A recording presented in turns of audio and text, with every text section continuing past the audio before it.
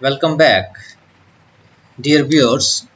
आज का जो हमारा टॉपिक ऑफ डिस्कशन है वो है difference between unicellular and multicellular organisms. Unicellular organisms, as the name indicate, organisms which are made up of only one cells, and multicellular organisms are those organisms which are made up of many cells। तो आपने दैनिक जीवन में देखा होगा जैसे amoeba है, paramecium है, they are unicellular organism. Multicellular organism जैसे there are so many organisms which are multicellular including human, जितने भी प्लांट्स हैं बड़े जिनको हम आंखों से देख सकते हैं। तो आइए चलते हैं इन दोनों में डिफरेंस देखते हैं क्या क्या है। पहला क्लियर है, the body of the organism is composed of a single cell. In case of multicellular organism the body of the organism is composed of numerous cells. Second one is division of labor is at the organelle level. It gives a low level of operational efficiency. क्या होता है प्यारे बच्चों, unicellular organism में जो division of labour है वो absent होती है सेलुलर लेवल के ऊपर, लेकिन ऑर्गेनेली लेवल के ऊपर होती है वो। different cell organelles they perform different functions, but in case of multicellular organisms the division of labor may be at cellular, tissue, organ and organ system level, जिससे कि जो इनकी ऑपरेशनल एफिशिएंसी है वो बहुत ज़्यादा बढ़ जाती है। Single cell carries out all the life processes in case of unicellular organism. तो यूनिसेलुलर ऑर्गेनिज्म में एक ही सेल जो है वो सभी एक्टिविटीज़ को परफॉर्म करता है, जबकि मल्टीसेलुलर ऑर्गेनिज्म में different cells are specialised to perform different functions. अलग अलग सेल्स जो हैं वो अलग अलग कार्य करते हैं। In case of unicellular organism the cell body is exposed to the environment on all sides.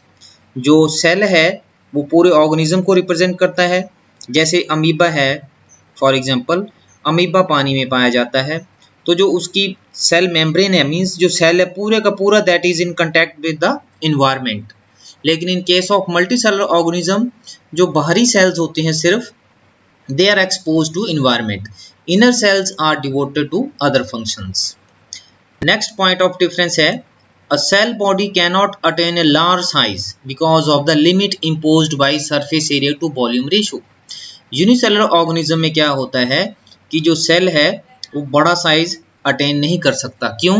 क्योंकि हमने देखा है कि जब भी सेल बड़ा होता है तो सरफेस एरिया वॉल्यूम रेशियो के कारण वो द्वारा डिवाइड कर जाता है। In order to maintain proper surface area to volume ratio cell immediately divides again, इसलिए जो सेल का साइज है वो बड़ा नहीं हो सकता।